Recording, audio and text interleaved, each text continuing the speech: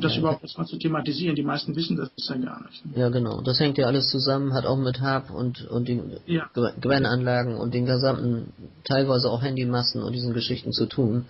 Und insofern, ich habe ja auch 3 Interviews von dir bei mir auf dem YouTube-Kanal drauf. Ja.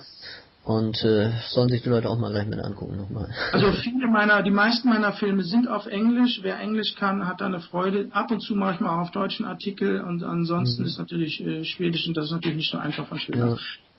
Ja. Ich hätte auch noch mal eine kurze Frage an Pernilla. Pernilla, jag har också en fråga. Hur bedömer du möjligheten att aktivera spetsen av de gröna? Wie beurteilst du die Möglichkeit, die Parteispitze zu aktivieren? Ja, jag vet inte vilken ände jag ska börja just nu. Alltså jag har ju ganska mycket stöd här alltså lokalt i Vingåker. Men Katrineholm gick ut och tyckte det var tokerier. Also sie hat in dem kleinen Ort Vingåker sehr viel Unterstützung, aber schon der nächstgrößere Ort Katrineholm meinte dann, das sei Dummheiten, dummes Zeug, was sie da tun. Ja, das ist das Problem, das haben wir hier ja auch überall, dass die fast alle Leute wegduken. Selbst die schon Bescheid wissen, also auch Leute vom Militär, die durchaus wissen, dass da was im Krummen ist, wagen es nicht. Ne?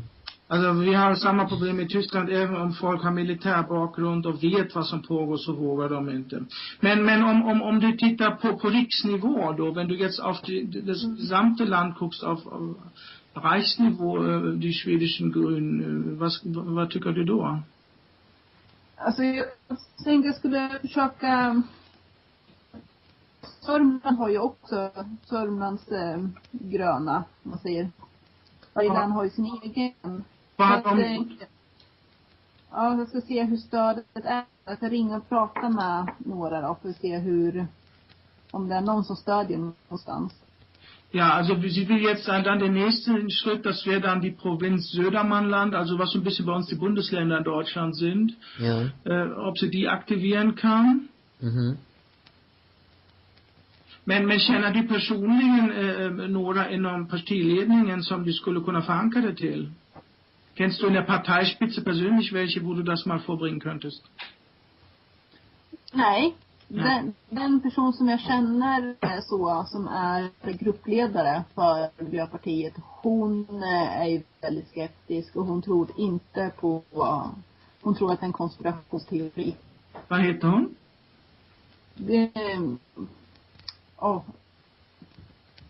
Gunnel G. Eriksson. Also eine Frau, die Gruppenleiterin der Grünen im Parlament ist, Gunnel G. Eriksson, die meint, das sei nur eine Verschwörungstheorie.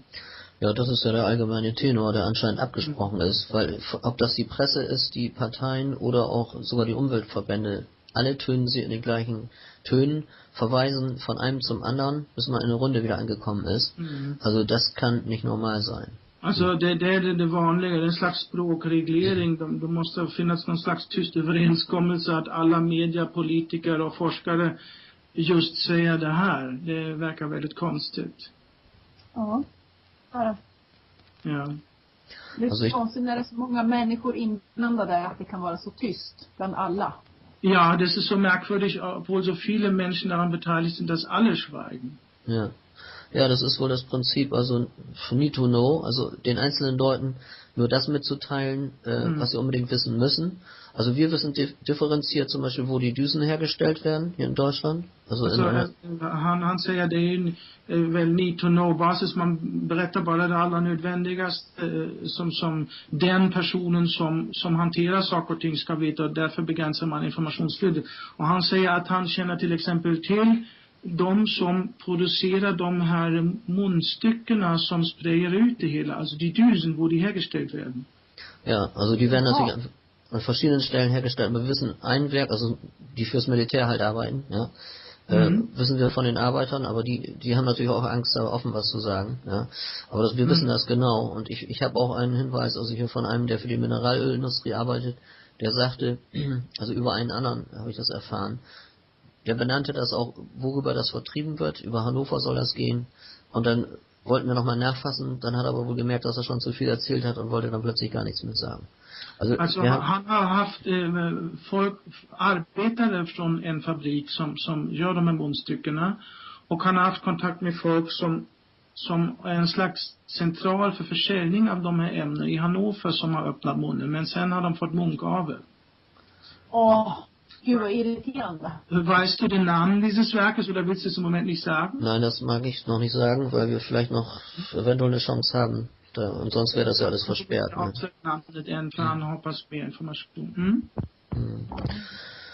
Also ich weiß zum Beispiel auch von einem Greenpeace-Mitglied, dessen Vater Tankwart in einem größeren Flughafen ist. Der hat also vor Jahren dem Sohn schon gesagt, du, da sind Stoffe drin, die da nach Gesetzeslage eigentlich nicht reingehören. Also han vet från en Greenpeace-medlem vars pappa har fyllt flygbränsle i flygplanen. Och redan för många år sedan sagt till sin son, de stoppar in någon skit i flygbränslet som inte ska vara där. Oj. Ja. Men alltså, var det i bränslet? Alltså, på den tiden var det inga separata tankar, utan... Ja, sie sagt, was ist denn in diesem Flugbenzin? Sie dachte immer, das wären separate Tanks. Ja, das ist ja unterschiedlich. Also ich denke, die Maximalsprühungen werden über Militärflugzeuge gemacht.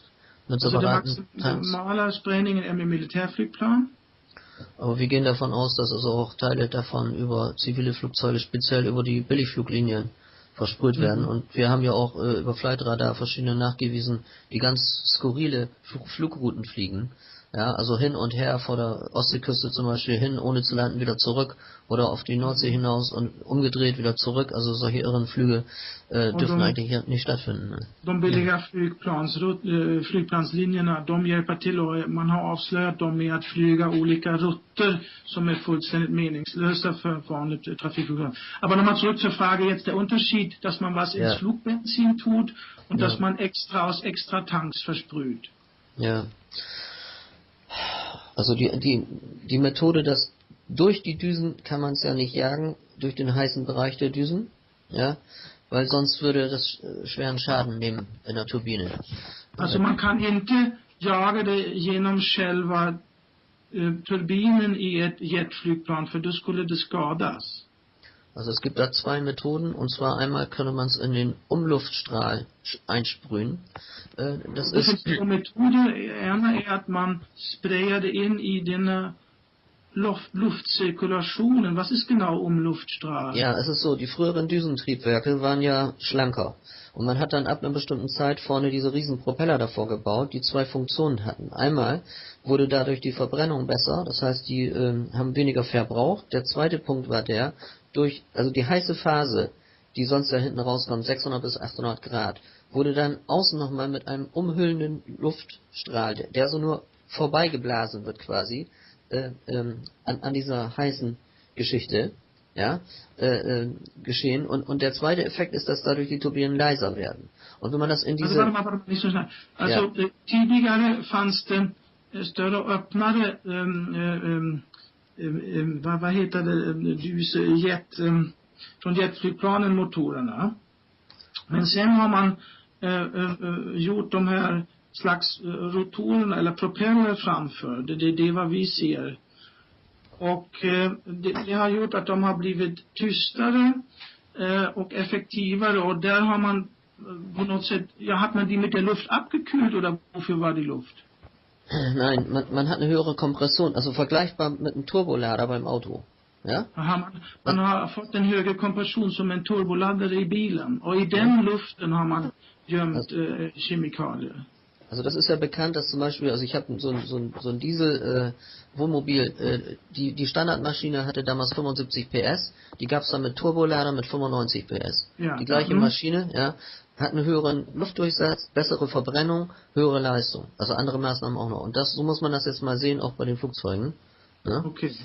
Und so har man, precis som en vanlig turboladdare för bilar, har man förbättrat de här jättarna i flygplanen. So, und wenn man das jetzt in... Är du kvar, Pernilla? Ja, bra. Bitte? Jag bara lyssnar. Sie hört zu, ja. Ja. Vielleicht wird's ja Also auch dann geht es einmal über diesen Luftstrom, der diesen Turboeffekt in den Düsen verursacht. ja, wenn man das da einsprüht, also entweder vorne gleich, ja, oder in der Umluftkammer nennt sich das. Und zwar Om man sprayar in det där direkt i början eller i en slags cirkulationsluftkammare.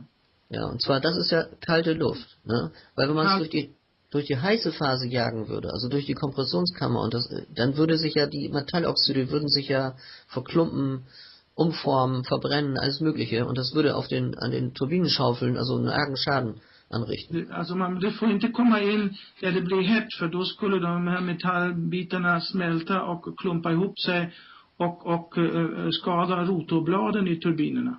Ja. So, also das ist die eine Methode. Die zweite Methode ist Det är den första metoden. Den andra metoden? dass man das also hinten, dafür habe ich sogar eine Abbildung und ein Patent, ich meine von den 50er, 60er Jahren sogar schon, das werde ich demnächst auch nochmal veröffentlichen, wo man es da auch einblasen kann. Das Patent ist damals entwickelt worden, genau zum Gegenteil, um nämlich Kondensstreifen zu mindern. Aha, det finns ett patent från 50-60-talet för att minska vanliga kondensstrimmor. Där man kan spraya in någonting längst bak i flygplansmotorn. Ja. Ich meine, gut, das wird jetzt vielleicht ein bisschen sehr technisch alles. Ja, das schadet nichts. Ja. Ne? So, und dann gibt es natürlich die dritte Möglichkeit, bestimmte Stoffe auch den Treibstoffen zuzusetzen. Wobei die tredje möjlighet att anrika flygbränslet med någon skit. Wobei man dann natürlich unheimlich aufpassen muss, dass man eben keine Schäden bekommt. Also es gibt ja in den USA einen Menschen, der für solche Sachen zuständig war, Jim Phelps, der dann eben auch... Jim Phelps war i USA någon som var ansvarig för sådana här frågor. Und der hat dann eben gesagt, also General Electric hat dann zum Beispiel extra Triebwerke entwickelt, um in bestimmte Sachen dann besser verarbeiten zu können.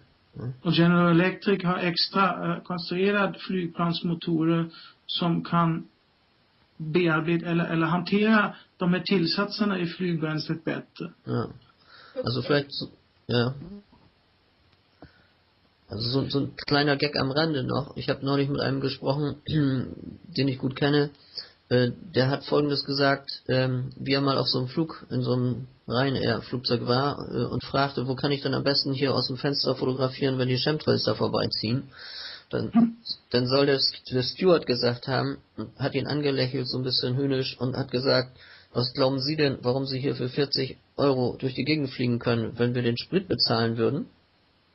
Also Ryanair passagerare har frågat personalen, den här steward på planet, från vilket fönster han lättast kunde fotografera chemtrails från Ryanair-planet, och då har den här steward svarat, vad fan tror du att du får flyga så billigt? Det är inte vi som betalar flygbränslet. Ja, det är ju bra. Ja, das ist natürlich jetzt kein Beweis, aber das war mal wirklich inget bevis. Ein Gag am Rande, ne? Also En liten skoj anekdot, ja. Ja. Ja, gut, ich meine, es gibt da noch viel drüber zu erzählen, aber also ich denke, wir kommen auch Stück für Stück durch die Aufklärungsarbeit weiter.